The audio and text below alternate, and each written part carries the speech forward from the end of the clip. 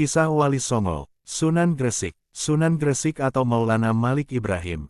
Maulana Malik Ibrahim adalah keturunan ke-11 dari Husain bin Ali.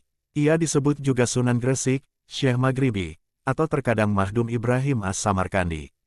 Ia diperkirakan lahir di Samarkand di Asia Tengah, pada paruh awal abad ke-14.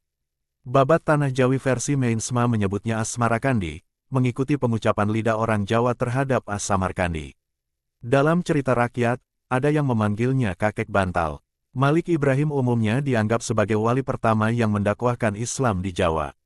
Ia mengajarkan cara-cara baru bercocok tanam dan banyak merangkul rakyat kebanyakan, yaitu golongan masyarakat Jawa yang tersisihkan akhir kekuasaan Majapahit. Malik Ibrahim berusaha menarik hati masyarakat, yang tengah dilanda krisis ekonomi dan perang saudara. Ia membangun pondokan tempat belajar agama di Leran, Gresik. Pada tahun 1419, Malik Ibrahim wafat. Makamnya terdapat di Desa Gapura Wetan, Gresik, Jawa Timur. Asal keturunan. Tidak terdapat bukti sejarah yang meyakinkan mengenai asal keturunan Maulana Malik Ibrahim, meskipun pada umumnya disepakati bahwa ia bukanlah orang Jawa asli. Sebutan Syekh Maghribi yang diberikan masyarakat kepadanya, kemungkinan menisbatkan asal keturunannya dari Maghrib, atau Maroko di Afrika Utara. Babat Tanah Jawi versi JJ. Meinsma menyebutnya dengan nama Mahdum Ibrahim As-Samarkandi, yang mengikuti pengucapan lidah Jawa menjadi Syekh Ibrahim As-Samarkandi. Ia memperkirakan bahwa Maulana Malik Ibrahim lahir di Samarkand, Asia Tengah, pada paruh awal abad 14.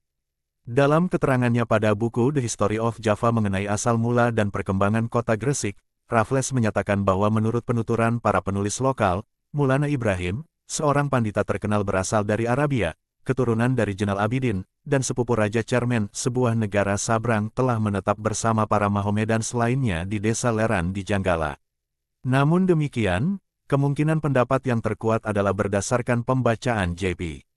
Mokuet atas baris kelima tulisan pada prasasti makamnya di Desa Gapura Wetan, Gresik, yang mengindikasikan bahwa ia berasal dari Kasan, suatu tempat di Iran sekarang. Terdapat beberapa versi mengenai silsilah Maulana Malik Ibrahim.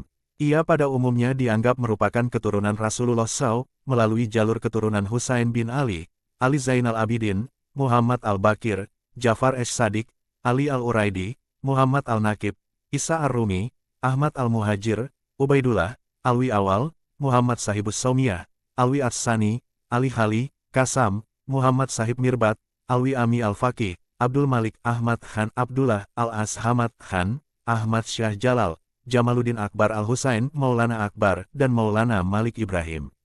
Penyebaran agama. Maulana Malik Ibrahim dianggap termasuk salah seorang yang pertama-tama menyebarkan agama Islam di Tanah Jawa, dan merupakan wali senior di antara para wali songo lainnya. 9. Beberapa versi babat menyatakan bahwa kedatangannya disertai beberapa orang. Daerah yang ditujunya pertama kali ialah Desa Sembalo, sekarang adalah daerah Leran, Kecamatan Manyar, yaitu 9 km ke arah utara kota Gresik. Ia lalu mulai menyiarkan agama Islam di Tanah Jawa bagian timur, dengan mendirikan masjid pertama di Desa Pasucinan, Manyar. Pertama-tama yang dilakukannya ialah mendekati masyarakat melalui pergaulan. Budi bahasa yang ramah tamah senantiasa diperlihatkannya di dalam pergaulan sehari-hari. Ia tidak menentang secara tajam agama dan kepercayaan hidup dari penduduk asli, melainkan hanya memperlihatkan keindahan dan kebaikan yang dibawa oleh agama Islam. Berkat keramah tamahannya, banyak masyarakat yang tertarik masuk ke dalam agama Islam. Sebagaimana yang dilakukan para wali awal lainnya, aktivitas pertama yang dilakukan Maulana Malik Ibrahim ialah berdagang. Ia berdagang di tempat pelabuhan terbuka, yang sekarang dinamakan Desa Romo, Manyar. Perdagangan membuatnya dapat berinteraksi dengan masyarakat banyak. Selain itu raja dan para bangsawan dapat pula turut serta dalam kegiatan perdagangan tersebut sebagai pelaku jual-beli, pemilik kapal atau pemodal. Setelah cukup mapan di masyarakat, Maulana Malik Ibrahim kemudian melakukan kunjungan ke ibu kota Majapahit di Trowulan. Raja Majapahit meskipun tidak masuk Islam tetapi menerimanya dengan baik, bahkan memberikannya sebidang tanah di pinggiran kota Gresik. Wilayah itulah yang sekarang dikenal dengan nama Desa Gapura. Cerita rakyat tersebut diduga mengandung unsur-unsur kebenaran, mengingat menurut Groeneveld pada saat Maulana Malik Ibrahim hidup, di ibu kota Majapahit telah banyak orang asing termasuk dari Asia Barat. Demikianlah, dalam rangka mempersiapkan kader untuk melanjutkan perjuangan menegakkan ajaran-ajaran Islam, Maulana Malik Ibrahim membuka pesantren-pesantren yang merupakan tempat mendidik pemuka agama Islam di masa selanjutnya. Hingga saat ini makamnya masih diziarahi orang-orang yang menghargai usahanya menyebarkan agama Islam berabad-abad yang silam. Setiap malam Jumat Legi, masyarakat setempat ramai berkunjung untuk berziarah. Ritual ziarah tahunan atau hail juga diadakan setiap tanggal 12 Rabiul Awal, sesuai tanggal wafat pada prasasti makamnya. Pada acara hail biasa dilakukan khataman Al-Quran, maulud dan pembacaan riwayat Nabi Muhammad dan dihidangkan makanan khas bubur harisah. Legenda rakyat. Menurut legenda rakyat, dikatakan bahwa Maulana Malik Ibrahim berasal dari Persia. Maulana Malik Ibrahim dan Maulana Ishak disebutkan sebagai anak dari Maulana Jumadil Kubro, atau Syekh Jumadil Kubro. Maulana Ishak disebutkan menjadi ulama terkenal di Samudera Pasai, sekaligus ayah dari Raden Paku atau Sunan Giri. Syekh Jumadil Kubro dan kedua anaknya bersama-sama datang ke Pulau Jawa. Setelah itu mereka berpisah, Syekh Jumadil Kubro tetap di Pulau Jawa, Maulana Malik Ibrahim ke Champa, Vietnam Selatan, dan adiknya Maulana Ishak mengislamkan Samudera Pasai. Maulana Malik Ibrahim disebutkan bermukim di Champa, dalam legenda disebut sebagai negeri cermain atau cermin selama 13 tahun. Ia menikahi putri raja yang memberinya 2 putra, yaitu Raden Rahmat atau Sunan Ampel dan Sayyid Ali Murtada atau Raden Santri. Setelah cukup menjalankan misi dakwah di negeri itu, ia hijrah ke Pulau Jawa dan meninggalkan keluarganya. Setelah dewasa, kedua anaknya mengikuti jejaknya menyebarkan agama Islam di Pulau Jawa. Maulana Malik Ibrahim dalam cerita rakyat terkadang juga disebut dengan nama kakek bantal. Ia mengajarkan cara-cara baru bercocok tanam. Ia merangkul masyarakat bawah, dan berhasil dalam misinya mencari tempat di hati masyarakat sekitar yang ketika itu tengah dilanda krisis ekonomi dan perang saudara. Selain itu, ia juga sering mengobati masyarakat sekitar tanpa biaya. Sebagai tabib, diceritakan bahwa ia pernah diundang untuk mengobati istri raja yang berasal dari Champa. Besar kemungkinan permaisuri tersebut masih kerabat istrinya. Wafat. Setelah selesai membangun dan menata pondokan tempat belajar agama di Leran, tahun 1419 Maulana Malik Ibrahim wafat. Makamnya kini terdapat di Desa Gapura Wetan, Gresik, Jawa Timur. Inskripsi dalam bahasa Arab yang tertulis pada makamnya adalah sebagai berikut, ini adalah makam almarhum seorang yang dapat diharapkan mendapat pengampunan Allah dan yang mengharapkan kepada rahmat Tuhannya yang maha luhur, guru para pangeran dan sebagai tongkat sekalian para sultan dan wazir, siraman bagi kaum fakir dan miskin. Yang berbahagia dan syahid penguasa dan urusan agama, Malik Ibrahim yang terkenal dengan kebaikannya. Semoga Allah melimpahkan rahmat dan ridanya dan semoga menempatkannya di surga. Ia wafat pada hari Senin 12 Rabiul Awal 822 Hijriah. Saat ini, jalan yang menuju ke makam tersebut diberi nama Jalan Malik Ibrahim. Maulana Malik Ibrahim, atau Makdum Ibrahim As-Samarkandi diperkirakan lahir di Samarkand, Asia Tengah, pada paruh awal abad 14.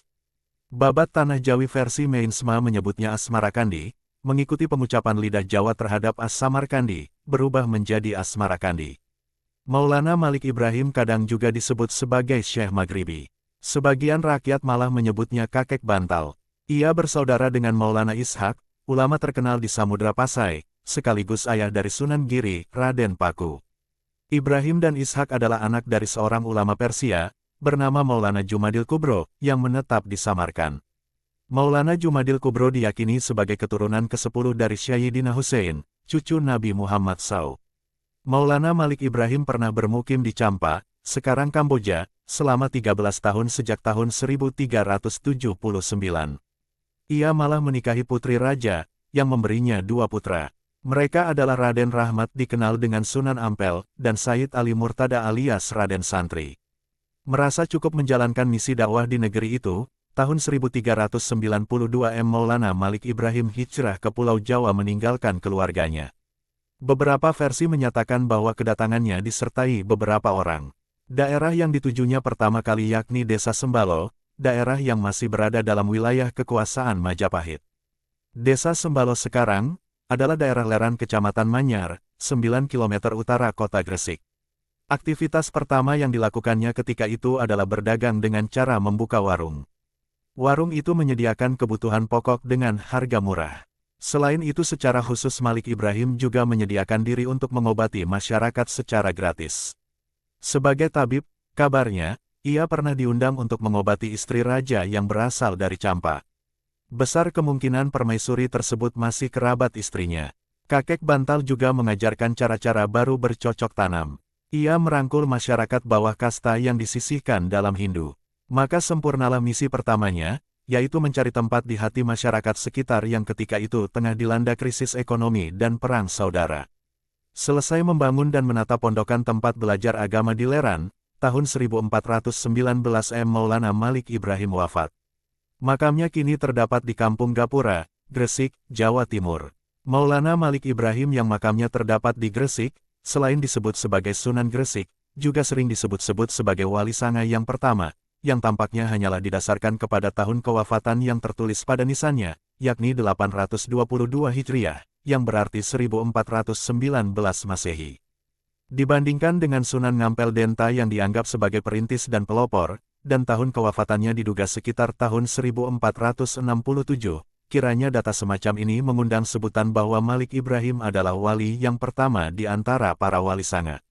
Meski hanya dugaan, legenda akan tetap beredar demi pengukuhan.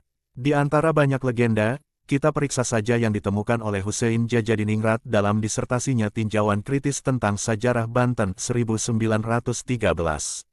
Sebetulnya yang diteliti oleh Djajadiningrat adalah tentang sifat-sifat penulisan sejarah Jawa, dengan Sajarah Banten sebagai kasusnya, tempat antara lain terdapatnya kisah-kisah wali sanga, termasuk juga tentang Maulana Djajadiningrat mengejam Maulana Malik Ibrahim yang jelas disebutnya sebagai dongeng. Disebutkan dalam Sajarah Banten bahwa Malik Ibrahim adalah penyebar Islam tertua, yang kisahnya berjalin dengan kisah saudara sepupunya, Putri Suwari yang juga disebut sebagai Putri Leran. Konon Maulana Ibrahim ulama sohor dari Arab, keturunan Zainul Abidin, cicit Nabi Muhammad, menetap dengan sesama orang beriman lainnya di Leran. Lantas datang saudara sepupu lain, Raja Cermen dari Tanah Seberang, yang bermaksud mengislamkan Angkawijaya Raja Majapahit. Jika berhasil, bahkan ia berniat menghadiahkan putrinya menjadi istri Raja Majapahit. Ringkas cerita, bersuala kedua raja ini di perbatasan, Raja Cermen yang diiringi 40 wali mempersembahkan sebuah delima, diterima tidaknya menjadi ukuran apakah raja itu akan masuk Islam. Disebut betapa Raja Majapahit merasa heran, mengapa seorang raja dari seberang mempersembahkan buah delima, seolah-olah buah semacam itu tak ada di Jawa. Mengetahui yang dipikirkan Raja Majapahit, Raja Cermen pamit untuk kembali ke Leran, hanya Maulana Makfur, putra Malik Ibrahim, tinggal di Majapahit. Ketika buah dibelah, di dalamnya terdapat permata, maka segeralah Raja meminta agar Maulana Makfur menyusul Raja Cermen agar balik ke Majapahit. Raja Cermen ternyata menolak. Ketika sampai di Leran berjangkit penyakit yang membunuh banyak orang. 3 dari 5 orang saudara sepupu yang bersamanya datang dari seberang, Jafar, Said Kasim, dan Said Gar tewas pula karenanya, makam mereka terkenal dengan nama kuburan panjang. Tak ketinggalan sakit pula Putri Leran, putrinya, yang berencana ia nikahkan dengan Raja Majapahit. Adapun doanya kepada Tuhan adalah, mohon kesembuhan putrinya agar bisa dinikahkan, tetapi kalau Raja Majapahit tak bisa masuk Islam mohon agar usia putrinya dipendekkan saja, dan itulah yang terjadi. Ternyata Angkawijaya menyusul ke Leran, dan ketika mendengar kematian ketiga, pangeran, ia disebutkan menilai rendah kepercayaan Raja Cermen, karena tidak bisa menghalangi kematian para pangeran yang masih muda. Sampai di sini Malik Ibrahim berperan lagi, dengan memberi jawaban bahwa ketidakpahaman raja yang seperti itu tentunya diakibatkan penyembahan kepada dewa-dewa, dan bukan kepada Tuhan yang hakiki. Dikisahkan betapa Angkawijaya menjadi murka dan terpaksa ditenangkan para pengikutnya. Pulanglah ia ke Majapahit dan tidak mau mengingat lagi peristiwa yang terjadi tahun 1313 tentunya penanggalan Saka, meski hanya dalam dongeng itu. Disebutkan bahwa Malik Ibrahim kemudian pindah dari Leran ke Gresik, setelah meninggal dimakamkan di gerbang timur kota pelabuhan itu. Makam dan pembongkaran, masih ada lagi legenda tentang Malik Ibrahim, tetapi mirip cerita sinetron laga, sehingga bagi pembaca intisari yang budiman lebih berguna disajikan cerita tadi saja, karena pembongkarannya akan menjelaskan beberapa hal. Pertama, tentang dihubung-hubungkannya Malik Ibrahim dengan Putri Leran. Cerita ini terbentuk tentu karena terdapatnya kuburan atau makam panjang di Leran, yang tanggalnya lebih tua 3 abad. Dalam penelitian J.P. Mokuet, batu nisan Malik Ibrahim berasal dari Cambai di Gujarat, sedangkan Djajadiningrat menyebutkan tentang makam di Leran, bahwa batu-batu nisan semacam itu masih 3 abad lagi lamanya dipesan di luar Jawa, yaitu di India. Belum bisa disimpulkan apapun dari data ini, kecuali pengenalan bahwa untuk setiap pernyataan dalam ilmu sejarah dituntut pendasaran yang kuat. Dalam hal makam panjang di Leran, bisa diikuti misalnya beberapa cuplikan dari uraian ahli epigrafi ilmu tentang prasasti, Louis Charles Damais dalam artikel, Epigrafi Islam di Asia Tenggara, 1968 dari buku Epigrafi dan Sejarah Nusantara, 1995. Prasasti paling tua yang dikenal di Jawa berasal dari suatu zaman ketika kebanyakan orang-orang Muslim di pulau itu berasal dari luar, kemungkinan besar mereka adalah pedagang, entah mereka menetap atau hanya singgah, walaupun kemungkinan yang kedua itu jelas lebih besar. Yang dimaksud di sini ialah nisan seorang gadis di kuburan Leran, beberapa kilometer dari Gresik di Jawa Timur, sebelah barat laut Pelabuhan Besar Surabaya. Ucapan Jawanya adalah Suroboyo. Oleh karena kami di sini tidak mungkin dapat memerinci dan membahas hasil bacaan Mokuet yang telah berjasa sebagai orang pertama yang menafsirkan prasasti itu, ataupun hasil pembacaan Rafais yang telah mengadakan beberapa perubahan, cukuplah kami kemukakan bahwa almarhumah bernama binti Maimun, sebagaimana cukup terbukti. Tanggalnya Jumat 7 Rajab 475 tahun Hijriah, atau tanggal 2 Desember tahun 1082 Masehi, artinya keesokan hari padanan teoretis menurut tabel-tabel. Tanggal ini telah menimbulkan perdebatan, oleh karena 70 dan 90 mudah dikacaukan dalam tulisan Arab yang tidak ada tanda diakritiknya dan oleh karena epitaf itu mengandung kesalahan, yang tertulis sesungguhnya ialah, jadi harus dibetulkan. Akan tetapi hari pekan yang tercantum itu beserta kemungkinan paleografinya menurut kami merupakan kunci masalah itu, dan padanannya dengan tarikh Julius bagi kami tidak meragukan lagi, seperti telah kami uraikan sebabnya dalam tulisan lain. Tidak diketahui siapa gerangan gadis itu. Menurut dongeng setempat, ia adalah seorang putri raja, yaitu Putri Dewi Suwari atau Putri Leran.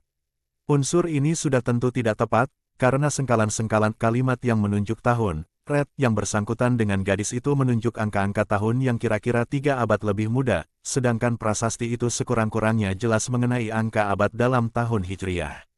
Sebuah dongeng dalam teks yang disebut oleh Knebel pada tahun 1906 dan yang ketika itu milik juru kunci makam itu, mengemukakan umpamanya sebuah sengkalan yang diartikan sama dengan 1308 saka sama dengan 1386-87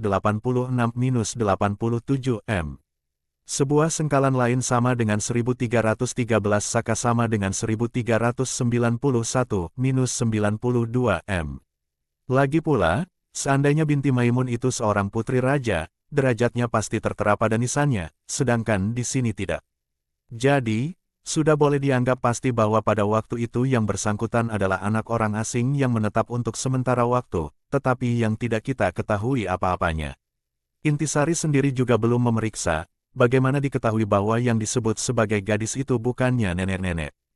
Kedua, dan dengan begitu, layak diperiksa pula fakta mengenai Maulana Malik Ibrahim itu sendiri, apakah sesuai dengan dongengnya, masih memanfaatkan penelitian Louis Charles Damais yang diterbitkan 2 tahun setelah pria Prancis yang menikah dengan perempuan Indonesia itu meninggal pada 1966. Yang dikemukakan sekarang ialah prasasti lain, dari daerah yang sama, dari masa 3 abad sesudah prasasti binti Maimun, sebab tanggalnya Senin 12 Rabi al-Awal 822 sama dengan tanggal 10 April tahun 1419 Masehi, 2 hari sesudah padanannya yang teoretis. Prasasti itu terdapat di sebuah kuburan di Gresik yang bernama Gapura Wetan.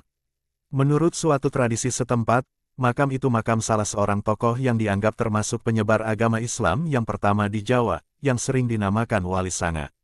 Bahwasanya dia termasuk salah seorang penyebar utama agama Islam, agaknya patut diragukan, mengingat bahwa penyebaran agama itu di Jawa Timur telah berlangsung jauh lebih awal, akan tetapi sudah tentu tidaklah mustahil bahwa tokoh itu, jika memang berwibawa, telah dapat mengajak orang masuk agama Islam, sehingga hal itu masih dikenang orang. Dia juga dianggap keturunan Nabi yang datang dari tanah Arab, dan salah satu namanya menurut dongeng, yang malah menganggapnya sebagai seorang paman Dewi Putri Suwari, adalah Maulana Maghribi, guru dari Barat. Tetapi hal itu tidak tertulis pada nisannya. Prasasti berbahasa Arab itu, yang keadaannya masih baik sekali, tidak menyebutkan asal-usulnya, tetapi kita dapat membaca namanya dengan jelas, yaitu Malik Ibrahim, sebuah nama yang juga masih bertahan dalam tradisi setempat.